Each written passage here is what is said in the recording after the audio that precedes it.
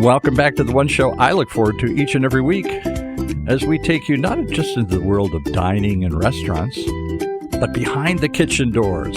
That's where we want to go. We want to see what's happening back there with the man who's been directing the orchestra behind the kitchen doors for many a year, Chef Pascal. Welcome. Yeah, today actually we're from behind to the front. Look at that. Ah, okay. We're going to go back and forth here. It really is two different worlds. When I had my own involvement in the restaurant world, there's the front of the house and the back of the house. Mm-hmm. And the front of the house is the personality and the staff and the customer service, and the back of the house is making it as good as you can do it. But if the front of the house is happy, I mean the kitchen is doing a great job. Exactly. And you were one of the first pioneers that brought those two worlds together, because for many years we never saw what would happen behind the kitchen door. The chef never came out. Yeah.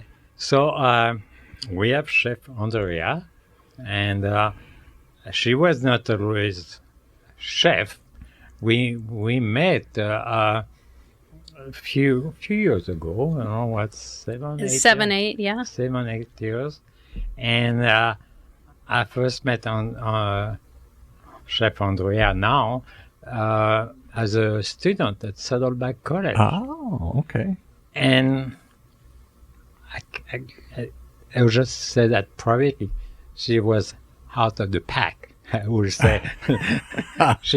She always, and sometimes I was not too happy about it, because I say, you have to follow my recipes.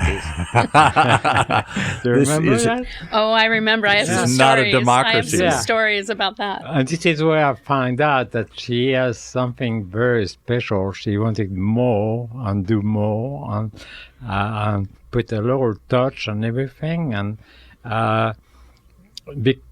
mainly because my class was a French class, and she spent time in France, so she knew about French cuisine, and she had roots, and so she really to make sure everything was perfect, even more than perfect. And so she did very well in the class, she was a A student, and then one day I said, well, maybe you can work for me, and she said, oui, chef. Oui, chef. That's the two words you love to hear more than anything else. Oui, chef. Oui, chef. And so Andrea worked for me several years and doing some cooking at Sherman Garden, or helping me on some catering, or all kind of And come on, things. tell us the truth. What's he like? Is he? I bet he's kind of a tyrant in the back room there. It's like, don't ask, just do it my way. Go ahead. Shall we go? All right. Well, you did have Chef Cloyce here. Yeah. Yes. And you had Chef Chelsea here. Yeah. Right. I worked with another iconic personality in that kitchen, which was Chef Cynthia, who maybe you'll have one day. Yeah. Wow, those guys taught me a lot, because when I showed up on the scene at Pascal, when I said we chef, it was probably the only time for a long time, because we were so used to having conversations together, and we'd speak French together. And we both, I think, loved that, because I lived in France for 13 years of my life, and I loved speaking French with you, and speaking about food, that's all the better. And so we would have that exchange, and then we get in the kitchen and it's crunch time, and Chef Pascal would say, okay, put this there, and I'd say, well, why are we I would have a conversation like it was any other time, and he's debate, a discussion. I wanted a discussion at all times. That's just who I am, and who he was to me as a teacher and mentor before working with him. No time to talk about it. And Cloyce would just say, yes, chef.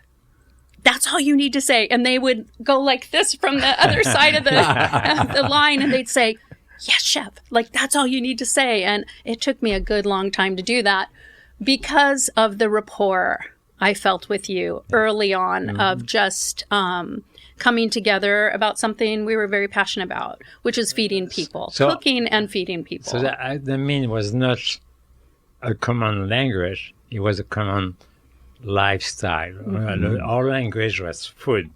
On top of being French, our language was food. Food. And And because you have a little bit of passion. Just a little. And then and you're very meticulous. So after that, you decide to say, hey, and Hey, hey, is that French for what the heck? hey, I'm going to go on my own. You know? And she became a private chef. Right. She worked for family, pretty much full time, and helping making meals for members of a special family. And then she also helped people who need to get meals, you know. And she even helped me on that during my medical trouble. She was my best medication. She brought me some basket of food. I got to stop you right there. She was your best medication. Yes. Better than you talked about the miracle. You were here at UCI, and they saved your life and got you through all these troubles and the cancer that you experienced and all that. But you're saying she was your She brought this the best beautiful medicine. basket. She said, "Oh, I'll bring you a little picnic. Yeah, you open this up. You have everything well done. The napkin, the flowers inside, the whole thing, and then like a three-course dinner." And today, you can't see it because they're below the table here off the camera, but she brought baskets of food. Well, that's in where a we basket. met, was with baskets. Basket. The first time I met Chef Pascal, actually had a conversation first face-to-face. My friend was in your class, and she said, you have to meet Jeanette. She said, you have to meet Chef Pascal and come early to class. I've already set it up. And so that's why we have this today, is because I made him homemade pork rillette. Yes. And homemade bread with the mustard and the cornichon. But the rillette is very kind of a shredded pork pate with a little bit of duck fat or his own fat. I've never it's just heard its of own this. fat. I've never heard of this. Well, you can try some today if you like, but it's very rustic, very French. All the regions of France boast of their own. This would be pâté de Tours because I was living from the Loire.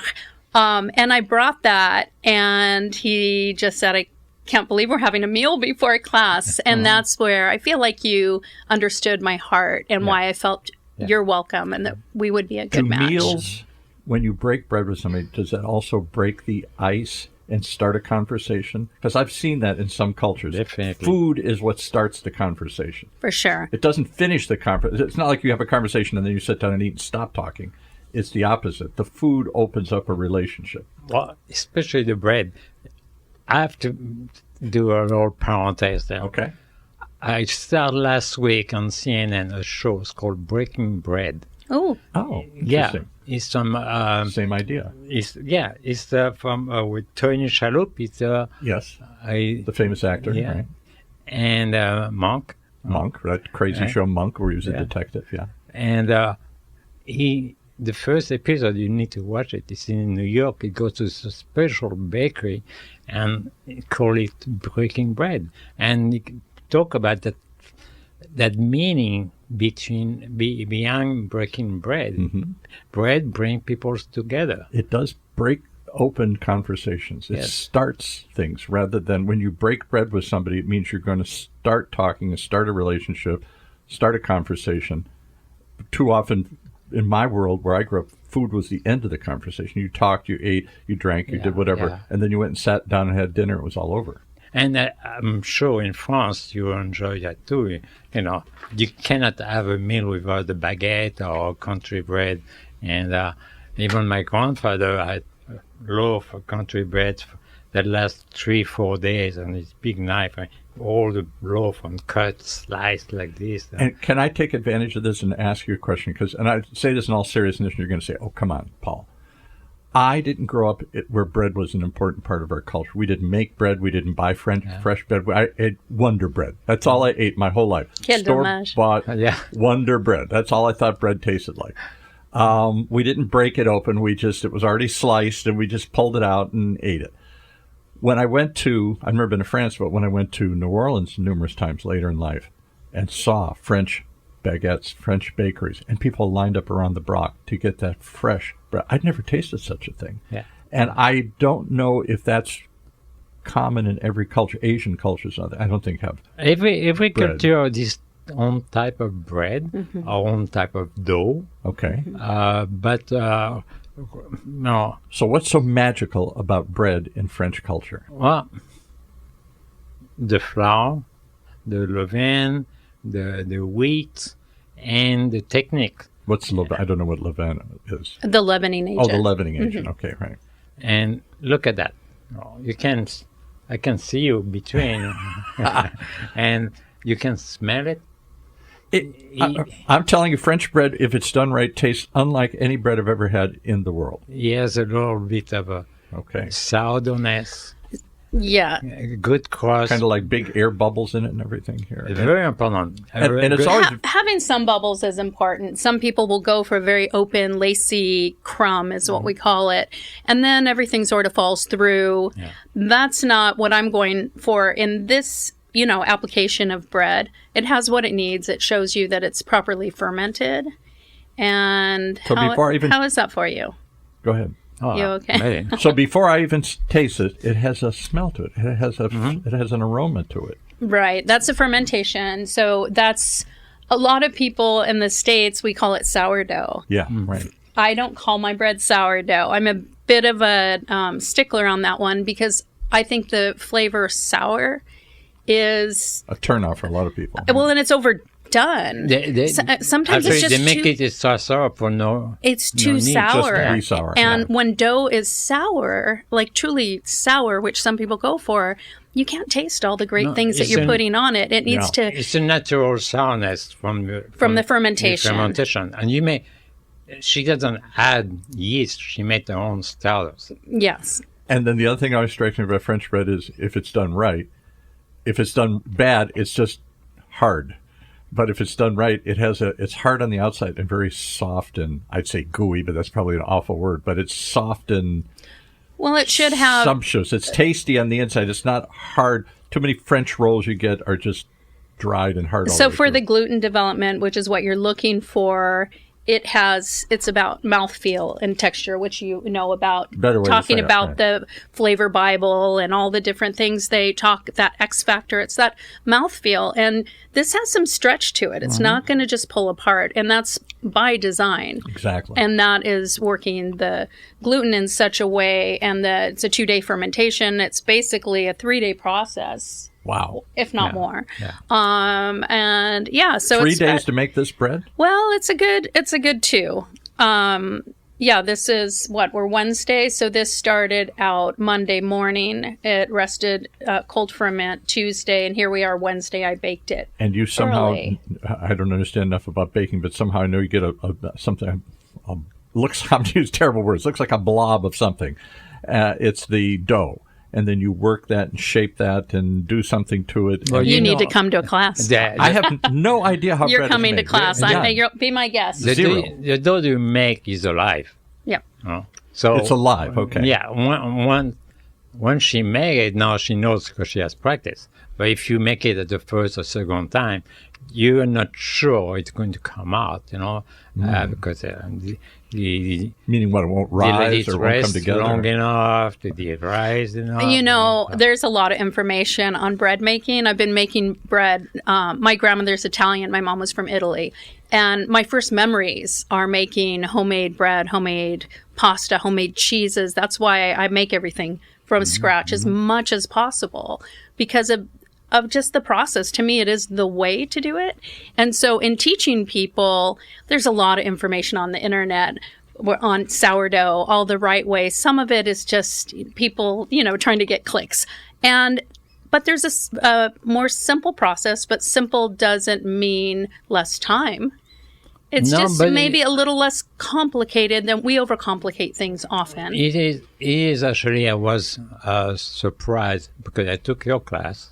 You invite me, your bread class, because I never done that kind of bread before. The great chef Pascal hasn't made bread by hand like that, you're saying? No, never. No. With long fermentation or all together? Yeah. Mhm. You've made bread with yeast and regular, just active dry yeast, cake yeast. And so I was really amazed that actually there's nothing artificial there. Mm-hmm. No, everything's That natural. sounds good. It's just flour, water, tell- and you add salt. Tell us the base of a starter. What's a starter? A starter is flour and water and basically time. It takes days to put those two things together and let them do their magic by collecting wild yeast from the air, and that begins a fermentation process. So you can make your own starter, no problem. Anyone can make their own starter. It just takes several days. And then you have to feed the starter. Yeah, then you're feeding your starter to where it has to become really strong.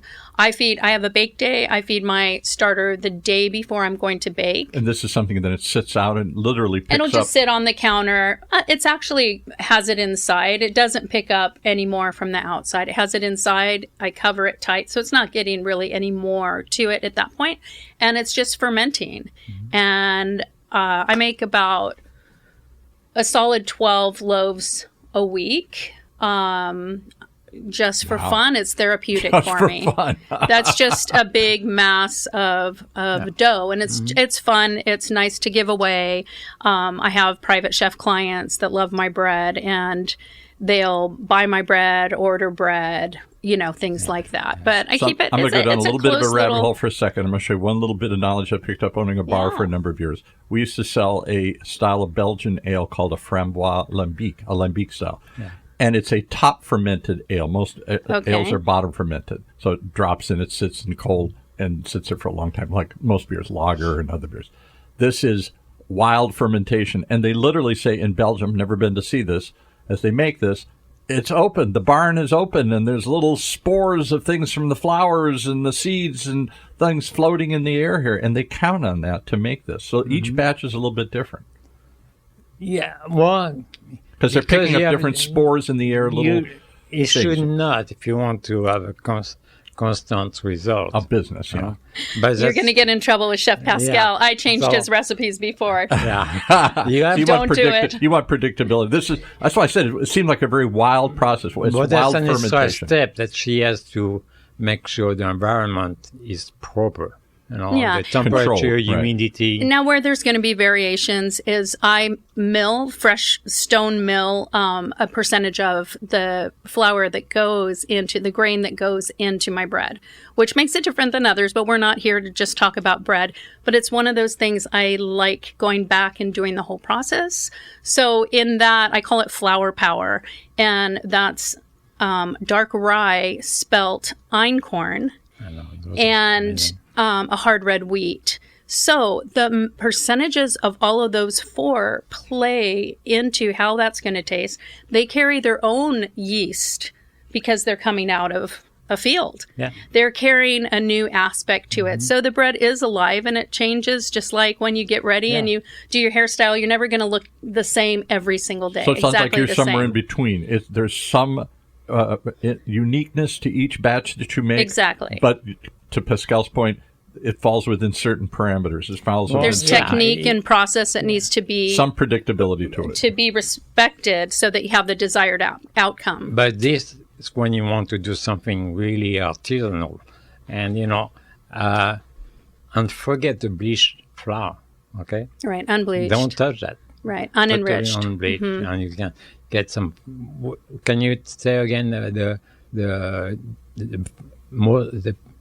So I have. Part of the flour So I you do use? have an organic bread flour, which is going to be high protein flour. But then what I bring in additionally is spelt, spelt is amazing. dark rye, And how do you spelt? S-P-E-L-T, spelt, and then dark rye, which is beautiful. And when you smell it, even the grain, it just smells like alfalfa almost. It's just amazing. And I'm going to ask a ridiculous question again, but where would you get this stuff? In the I can't go down. No, they're more available. It's more and more available. I have a purveyor that I love, and I order. In fact, I should be getting an order this week. They deliver once a month. And they get things from the smaller farms and organic I mean, it's just really wonderful. A lot of the home canners, master But do they canners. have to bring it to you? Because it can't just sit around in a store shelf or something. No. They bring it. You meet the truck and you help unload the truck to get your things. And so, yeah. If she could, she will. If she had a field, she will grow her own wheat. I would possibly grow it myself. Maybe not. Talking about growing.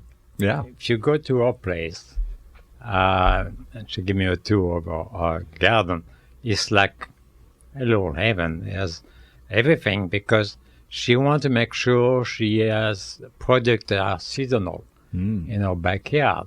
Beside the herbs, like here, she made a special. I won't tell the whole technique, but it's kind of a little powder of rosemary and thyme. Parsley, sage, rosemary, and thyme, just like the Simon and Garfunkel song. And the name of it is True Love of Mine. So, of course. See, I would put it right there. And she was a true love of mine. That's exactly it. But no, those are some of the special things that I don't want to say elevate the cuisine, but they just put that je ne sais quoi. That je ne sais quoi. I lived in France. I've lived in Africa. I grew up with Italian immigrant family. And there was just these little things that were part of the process. I do not speak French, but that is my favorite French phrase. One of two or three I know. Je ne sais quoi. That certain something, that indefinable, doesn't even translate into English well, but it's that little certain something that I can't put my finger on, but that's what makes that special. Yeah. And that's where you get into trouble, and I'm sure you do too, Chef, when people ask, how do you make that? And it's like, how much time do you have? Because I've pulled a little of this out of the freezer and a little of leftover this because what is the phrase? A good chef doesn't have a trash can. There's no trash can. Right? Wow. You use everything. So it's basically those herbs are things that, I've gathered to dehydrate from other applications. That's why you call your cuisine scratch cuisine. Yeah, kind of, cooking from a scratch kitchen, cooking from scratch. Because whatever you got at hand. Yeah, and usually I'll make the Dijon mustard, obviously not from Dijon, but the Capo Beach mustard. I didn't today, but as much as you can, and making butter and all those things are possible. You have pickles. Do you pickle your own cucumbers and stuff here? These I did not. But yes, absolutely. Pascal always had pickled vegetables in the restaurant, and that's really easy to do. So here's an important point that I think is worth stating. When I grew up, French food was aspirational, inspirational. But it was beyond the ordinary. It was something made in heaven by special chefs.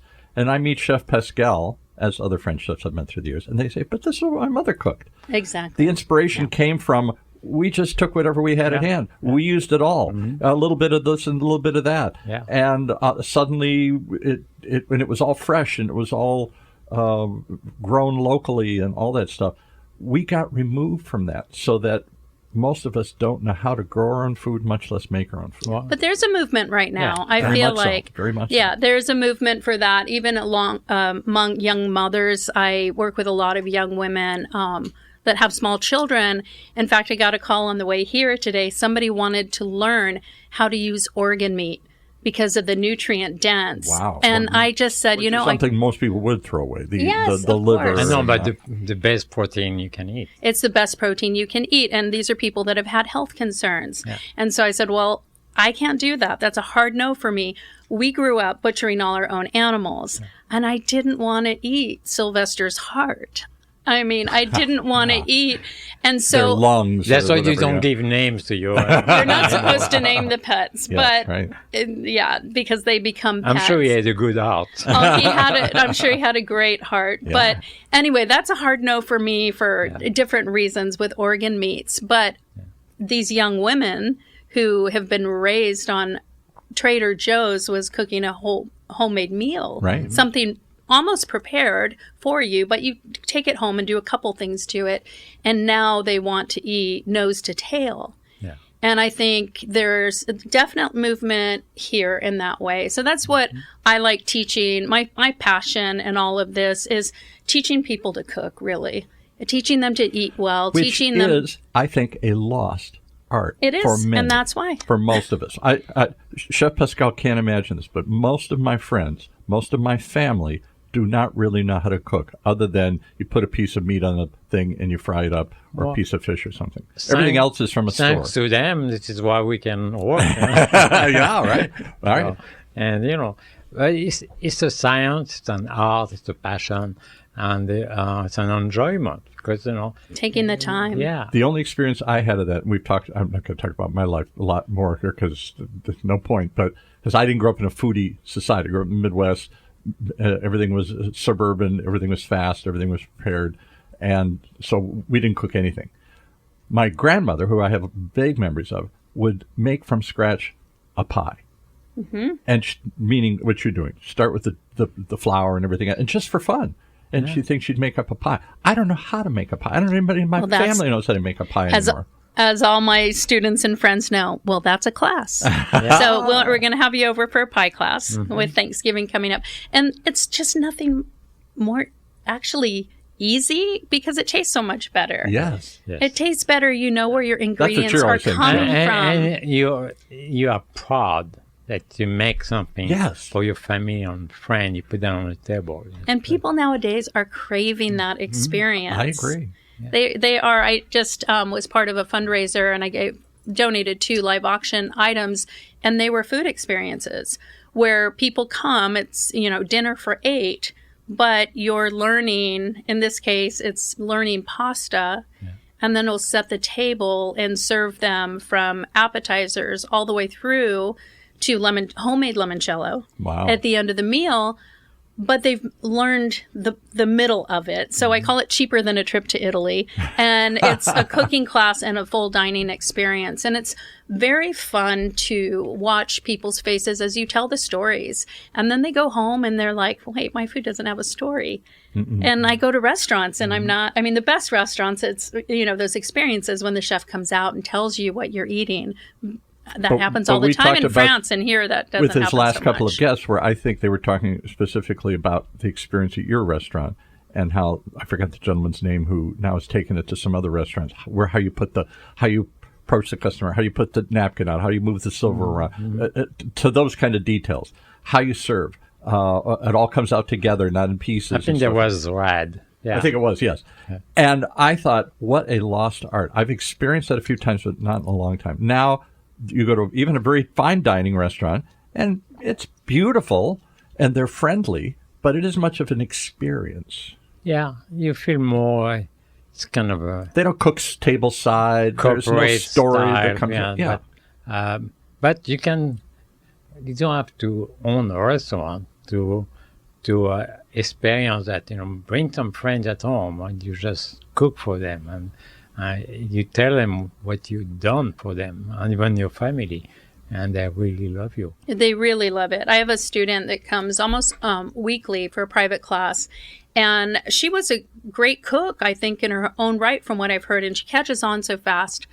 But everything she learns with me, she goes home and she schedules a dinner party, and she says, I have to make it all A to Z for others to be able to really integrate this into my life. And you can just see, her husband has said, you can take all the classes you want with Andrea, because he's seen the benefit for herself, for their health, for the family, for their community, meaning their friends. It's really there's something really special about breaking bread, and I can't wait to watch one of those episodes. Yeah, absolutely. Because this art, more than other arts, has to be shared. Yes, you want somebody to watch your painting. Yes, you want somebody to listen to your song. But I don't necessarily see you watch it. I don't see you listen to it. I put it out into the world. Right. But with food, I see you eat it. All right. Now we talk about bread. We have more. Please. Yeah. All right. So. And I will just say, as an untrained bread taster, that is spectacular because it isn't overly sour. I don't usually like sourdough bread because it's too sour. Nor do I. Mm-hmm. And it overpowers everything. And there's other flavors I can taste in it, too. So this meat has been cooked slow. Okay. Not boiled, just low and slow. Yeah. Low and slow. Simmering until it gets soft. And what kind of meat is it?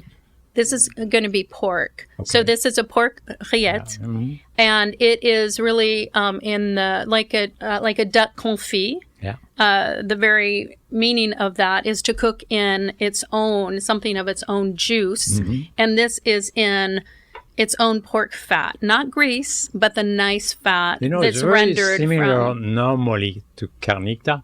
Very similar. Very similar We technique. just had somebody come in here and they were talking about pork in the Mexican tradition, pork belly. Yeah. I forget what they call it, but Yeah, So- and we can't get, normally you use back fat and different things that you can't readily get. I bring in pork belly, not smoked, to get the good fat in it for the rillettes. and fat is a word that I've just been forbidden to say in my household. That's just fat's been banished from all our foods. Well, we're in everywhere. France right now, aren't we, Chef?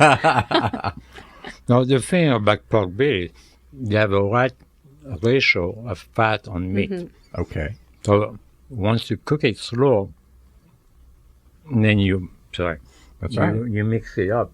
It just gives that little smoothness. That's okay. You can talk and eat here. This is you have our permission here. Right, and we're with a lot of meat, we're trying to take away the fat. We're rendering the fat, getting rid of that, keeping the meat. Just because rillettes is a part would show up on a charcuterie board, and it is eaten usually cold or room temperature, something it's spreadable because of the high fat content in it. That's how it's not a low So it's fat. not a pate. It's not that finely ground up or It's a purified. no, yeah. It's something you can more spread. spread. A spread.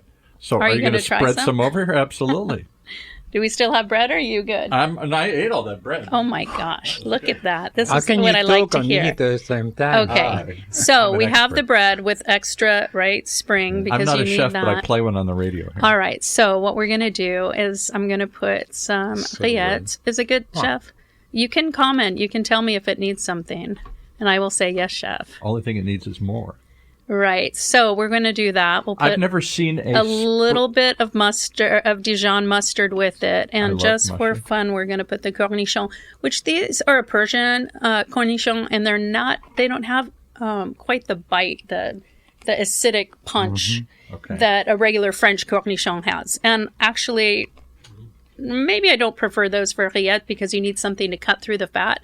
But did you try one? They're really nice. No, but what I like, they put tarragon. Yeah, they put tarragon. Try one. Tell me what you think. Yeah, it's a Persian cornichon. Crunch. Right? You've got the crunch. You've got a little bit of everything you're looking for. So even this, knowing I was going to come here. So when you're cooking at home, you're cooking for people. It's the inspiration. It's a story. I thought, I'm going to be with Pascal. What can I do? Well, let me serve him a memory. Someone told me that when I worked in your kitchen. So after a couple of months, Chef Pascal, after slapping my hands so many times for monkeying with his You recipes, would literally slap your hand no, off. but he could give me a look. What a cruel boss. She felt like, yeah. I felt like You have a little ruler, I soup felt like ladle it or was something? shackles, actually, to my creativity, but that wasn't the purpose, and I just didn't know it yet. But Chef and his really, you've had so many people you've mentored here, and in your gentle, I think you're loving, you're like a father to a lot of chefs, and you see what's good for their future. It wasn't about breaking my spirit. It was about helping me learn to work in this area. But then you said, hey, how would you like to be the morning chef on Mondays? You can do whatever you want. And no one, you have to cook all the things on the menu, but run a couple specials. So I had a savory and a sweet special for the clients. And that was really great. And one of the greatest memories was, and I would be able to go out and talk to the client after and clear their plate. And they would say, you served me a memory. My grandmother used to make this jam as homemade. And isn't that what a good meal is? It's a memory. It's I can serving them remember. a memory. So you're getting Great meals I've Pascal's had. memory. How you doing there with that? I ate the whole thing. See, there you What? go. I've never tasted anything like this. I've It's never different, right? I've never had a spread. How would you describe it? It's sort of. I'm going to use bad analogies. It does sort of seem like a chicken salad or a tuna salad or something, in that it's spreadable, but there's still some chunks and substance to it. It's not Some just texture, yeah. texture. It's not just totally Well, smooth I would say it's a like a pate or something. Right. I would just say it's a spread. Yes. Because right. even chicken salad or tuna salad, we're trying to bring it into something we know. Right. And I exactly. think- That's what I'm trying to do here. Right. And I think even better is just accepting the new experience. We don't have to assimilate it in something we Because I'll be honest, I'm already not know. crazy about pâtés, duck pâtés Yeah. and stuff. I know it's a big part of French cuisine, and I don't know. It's just because of the texture. I think it's just a. It's Eh, different. Every region of France has their own style of pâté. Okay. But several regions of France also have their own style of rillettes. So, but if you go to kind of Normandy, borderline to Loire, just go to Le Mans, you know, Le Mans. Car racing, yeah. Rillette Rillette du Mans. That's it. It's very famous. And it's less fat than Rillette de Tours. I Yeah. lived in Tours, an hour away, and they'd say, which one do you want? I know. And I say, they look the same. And they're Yeah. like, oh, no, Look at madame. the fat on the top right Yep. there. And So Yeah. this has a chunkier consistency to it. This has a little bit more. That's why I was trying to picture like something I already it's knew. chunky but soft. It- and extremely tender, soft. It should smooth. be smooth. But yeah, you don't want to put it in a blender and have a mousse Exactly. out No. of it. Exactly. So, right. That's what I think when I think of spread. I think of a mousse. I think of a jam, a jelly. It's just all. It Same is consistency. the way my mother used to do it. She cooked the meat until it's tender. She put it in a bowl and with two knives. She shredded it. And then she had some of the juice from the cooking juice, and especially the top, because it had the floating fat on the top, just to make it a little wet, you know. And that's it. Can I give you a very Americanized observation here? Most French food to me, and this is both a compliment and a criticism, it's very subtle. Whereas some things I eat are just strong, barbecue or something or whatever. This is big and bold and Can I strong. speak to that, Chef, Yeah. for a second? Okay, so growing up Italian, and my father, his family was from Mexico. He was born here, but his mother was born in Mexico, or his father. His mother is born here as well. And my mother, an Italian immigrant, we had punchy food. We Yeah, used right. garlic, we used chilies, Exactly. we used all of that. And then I lived in France for 13 years. And in the Loire Valley, there was such an absence of garlic. I just thought, where's the garlic? This is Europe. Yeah. And it just depends on what part of the country you're Or the in. chilies or the big spices. Oh, yeah. or Where's whatever. all that? And You go so, to Indian food, big spicy food. You go to Mexican food, big And they spicy love thing. that. Hot, spicy they things. love that, but that's not what they're looking for. And so, what I learned is that French food, at least my area of France, it really causes you to have a more refined palate because much so. everything is not covered with these bold flavors. And I asked, where's the garlic? And they said, oh, no. In our region, we use shallot. And shallots can be reduced and become buttery and just beautiful and more delicate. And that's something I always get from chefs that I cook for. They'll always say, Andrea, your food, it just has your style is delicate flavors. And I'm like, well, that might be a bad thing. We're in America. And they usually say no, because you can taste everything that's in it. Now that I'll say with this, whatever you call the spread, I could taste everything in it, Right. and the bread Oh, underneath yeah, it. on the seasoning. Yes, And the seasoning. So Whereas- that, I thank France for that, because that was something, just being mindful of what you're eating, being able to, because as a Southern Baptist woman once told me, missionary, told me her husband, cheese covers a multitude of sins. Oh yeah. And he says that's the American way. That is the American and way. that's Cheese the on everything, right. Well, and that's a casserole with cheese all over it. Yes. And That's I would my say, mother's cooking. okay, Everything was covered in cheese or butter But you have or cheese. salt. you have cheese in your Cheese on cheese. Well, Yeah. so Yes, you do. But we didn't taste whatever we put it on. It covered a multitude. It covered it up. It was one flavor that you got big and bold out of it. Right. And the same thing with a lot of ethnic cuisines. To me, Mexican food and well, that's what Indian makes a food. big difference between, I will go to Italian cuisine, between a good pizza and a great pizza. Mm-hmm. Of course, the dough and the tomato sauce, yes. But the quality and the flavor of the cheese make the whole difference. It's beautiful. Right. It can, you can have a strong flavor of a cheese, but it opens the window for the sweetness of something else that's in there, for the bitter of the arugula, if you have a pizza with prosciutto and arugula on it or something.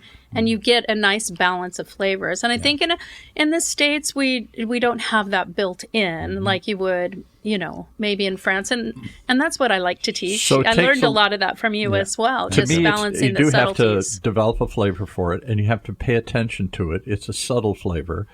And then you have to experience it more than once to start saying, to me, tasting wine. The first time I tasted wine, I said, what's so big about that? Most people start with a real sweet wine because it just tastes like something. Other wines, you have to sort of develop a palate for it, a flavor for it, an appreciation for it to get all those subtle flavors to come out. You used to drink White Zinfandel? Yeah, I did. I started off with White Zinfandel. Of course I did. Amazing. I think that was on one of your podcasts. Yes. I think I heard that. Yeah, you better watch what you say. I'm fact-checking you right here, right now. So, since you want subtle, and you said, I think you dropped a hint that you needed more of something. So, we're just going to give you bread and butter. Okay. Now, if that... But we're going to do one extra step after that. Have one bite. Have one bite, yeah. Yeah. All right, you have to bring it back. My hands are clean. Okay. Let's see. On pense? Pas trop. No. It's really strong. Yeah. Back to subtlety. Dumps it off. Okay, so one of my favorite, you didn't ask me, but I'm going to tell you anyway, because the world needs to know. One of my favorite memories in your kitchen was when I got in the most amount of trouble. And it's because for lunch, yes, it was on a Monday. You got to stop talking. What is this? She still like me? Oh, my God, what is this? Bread and butter. And that... Not like any bread and butter I've had. It's bread and butter, and then we sprinkled it with some homemade garlic salt. Again, oh my God, making something from scratch. And so that's a garlic salt that I made with a roasted garlic and actually a French sea salt on that. I don't want to lose your story here, but I had to react to this. Just smell that. Wow. And I will go one step further, since we're being full disclosure here. I normally don't like garlic. Garlic is too something. Same. I don't use raw garlic anymore. I can't digest it, and a lot of people can't. But anyway, that's a way to get garlic without having that issue. So you took just plain bread and butter, which I thought tasted good. That's kind of my home comfort food, that simple thing. And you put this little splash of powder on it, tiny little dish, and it blows apart. It's not overpowering, though. That's not the way that we're to describe it. It's just a burst of flavor. And can you still taste the bread, and can you still taste the butter? Absolutely. There we go. That's a win-win. So I have to tell this story, and you're going to love it because it's a bit like this. It was end of breakfast service. The lunch chef didn't come in yet, but we had an early client, and he wanted the confit, duck confit. Yeah. And it was just a duck leg and maybe a thigh with it. Mm-hmm. Did you do that together? Mm-hmm. On a plate. I mean, I'd never actually seen one go out. This must have been a regular because he knew exactly what to order. And so I got it. You don't even warm it up. I don't think we even warmed it up. Maybe barely. Maybe it was room temperature. Yeah, or sometimes I stir it. Just up to the mic. Or sometimes I stir it a little bit on the skin to make the skin all crispy. Right, but very minimal. So they were ordering this, and while that's what it was, while we were just getting the chill off of it, I decided, well, we're at the end of breakfast, and I have the breakfast potatoes. What is better than potatoes in duck fat? I mean, nothing, literally nothing is better. And so I just put a little duck fat in that skillet, just throwing those around a bit, and I think there might have been 8, maybe 7 for a round number of little cubes of potatoes. And it went up on the pass, and the girl out front, Gabby, I think, served it. And boy, was I in trouble with the manager. And then he told Pascal, and when Pascal came in, I got in so much What's so upset trouble about putting some little potatoes along with it? Because it wasn't standardized. And because, and I had to learn that in a really hard way. I cried. Alberto was there. And I remember. I cried. I said, Chef, why can't we love the customer enough to give them 7 little potatoes? Yeah. I will pay you for those potatoes. And he says, it's not about money. Point. That's not the point. Predictability. And I still didn't know how to say yes, Chef. It just wounded me deeply. But it was some of the best training because now I find it when I'm doing private events and somebody tries to put something on there that wasn't in my vision, wasn't in, this is my creation. It could have been better. And that's something you told me. Yeah. You said, Andrea, brilliant idea. Of course, potatoes and duck fat with that confit, but we didn't have the conversation. Yeah. And I took control of a situation that wasn't mine to take. And I thought I was doing the most generous act of making the customer so happy. And that's something really important to learn as a young chef. I never put down your food. No. I just say, hey, I'm here to... You said I'm the chef. To teach you what I know and share my knowledge. Yeah. And then when you deliver what's on the menu. And when you be on your own, And you said, and that's what you said. You said you told me the importance of the consistency. You said it's not to quench your creativity. It's so that when the customer comes back and somebody else is back there and serves them the duck like how they always had it, they're going to complain. Exactly. Because they didn't have it how you made it. Yeah. And those things of consistency, I mean, they're everywhere in life, right? And if there come a day that you're not working, and that's even worse. Right. And then it's like, well, they did that. And then you've got problems. And then you're... So having said that, I'm going to go completely backwards here and talk about improvisation. That little inspiration of whatever that little powder is that you made, it sounds like it was pretty simple to prepare, was spectacular. That's the difference between bread and butter and a memory. And something I want more of. They're amazing.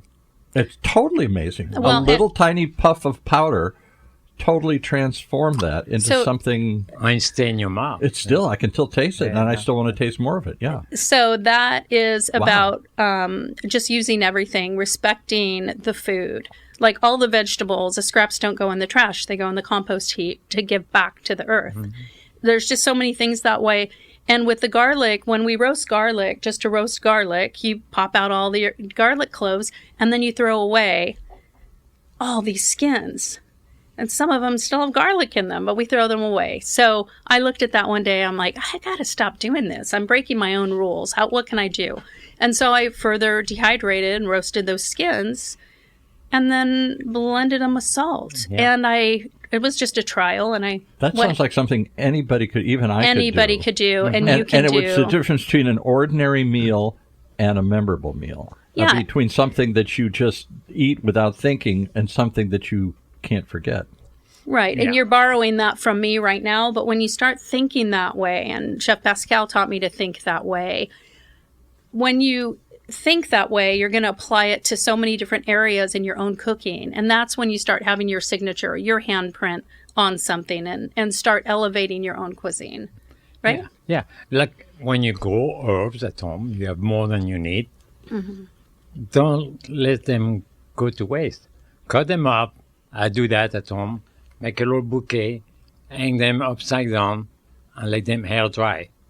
And when it's air dry, remove all the good parts, the leaves, and then crush it. And then you have the best fresh herb powder. And that little, it's almost like pixie dust. It's almost like magic dust. Oh, yeah. That little bit of dash was the difference between something ordinary and extraordinary. Fortunately, you can buy those little meal. That's, wow. That's the one that was on the butter. And garlic, again, would not be something I would ever mess with because it's so overpowering. And it, what's this? This is the rosemary thyme. This is actually... Parsley, sage, rosemary, and thyme. That's true love of mine. Yes. And I will call it, it's like a little tube of happiness. It is like a little tube of happiness. That's exactly what it is. But when you're, on bread, that's great. You have an omelet, you throw a little dust. It's like pixie dust. Yeah. And it just changes your everyday something into something a little bit more special. You should market and sell that pixie dust. We'll come up with a whole line here of pixie dust. No. I want to teach the people how to cook. We're in an entrepreneur center. We immediately want to monetize and mass produce. Some people learn the wrong way, and I won't say name, but you will recognize it. You don't bang food. You don't. Bang.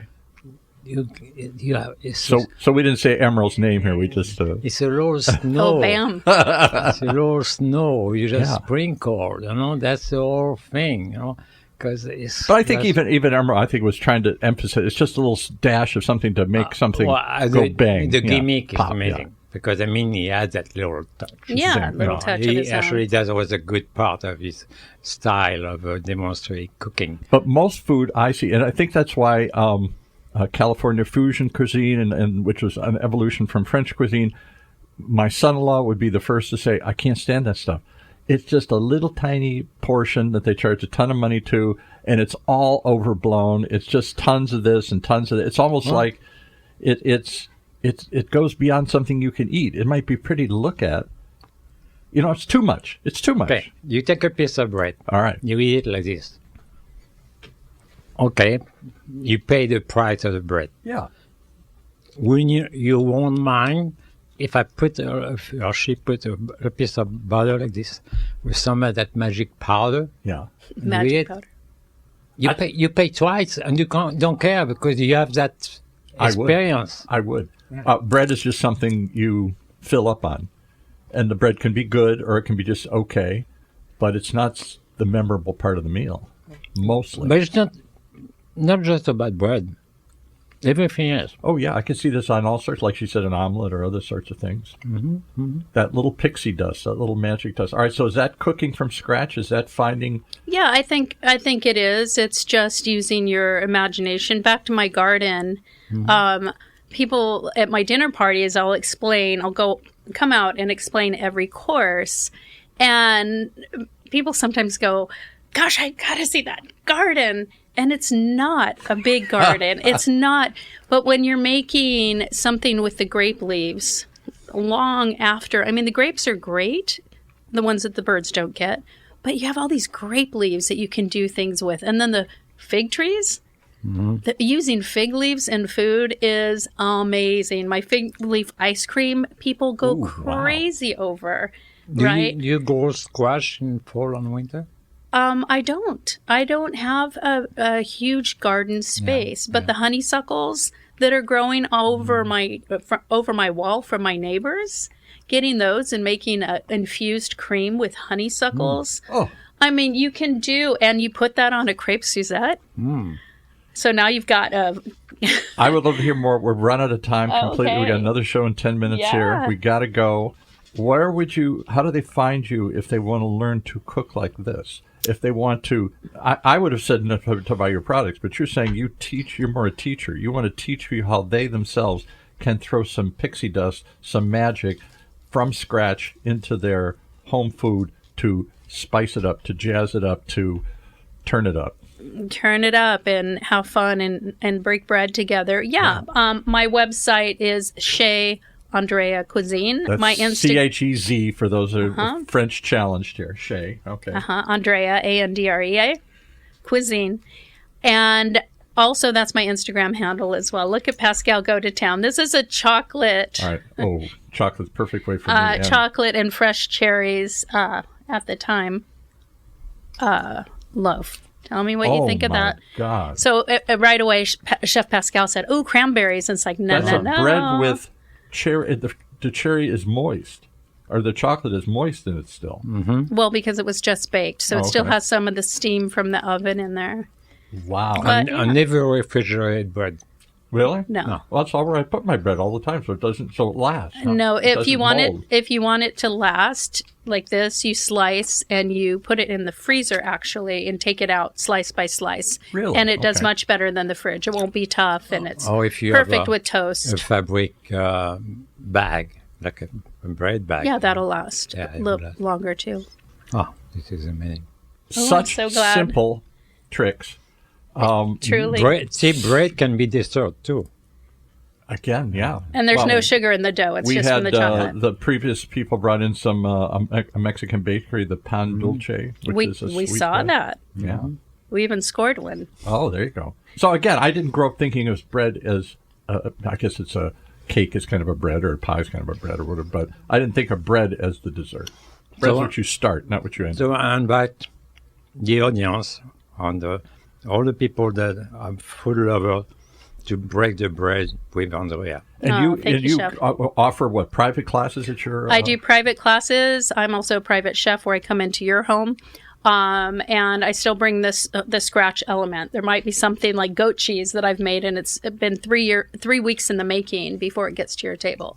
So yeah, it needs a little time and a whole lot of love. And I cater to clientele that love that experience. Well, that's what we're all craving more than ever. I'm very proud of you. Oh, Chef, I'm proud to know you. Spectacular. And be known by you. Thank you. Thank you so much for joining. Thank you so much, Paul. Hope you come back and show us some of your other subtlety tricks here and some other... No, you just want more bread. I want more bread. No, I want to hear about the goat cheese and all the other stuff. Actually, you need to come to... I think so. What class was it? One of the classes.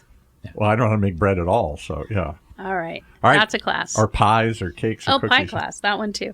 All right. Thanks for joining us. We'll see you soon. Thank you. Chef Andrea of Chez Andrea Cuisine. Thanks so much.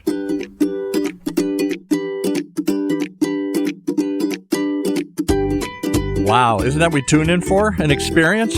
I wish you could be here tasting it. No, I don't, because then I'd have to share it. Well, maybe that's the magic of it. We all need to share it and break bread together. That's what we try and do over this show each and every week, behind the kitchen doors, with the man who shows it all to us, Chef Pascal, right here in Orange County's only community radio station, OCTalkRadio, streaming live from our studios here at the University of California, Irvine's Beale Applied Innovation. Of course, the chef wants the last word. Who said there is no great food in Orange County? Not me, not anymore. Thanks for joining us.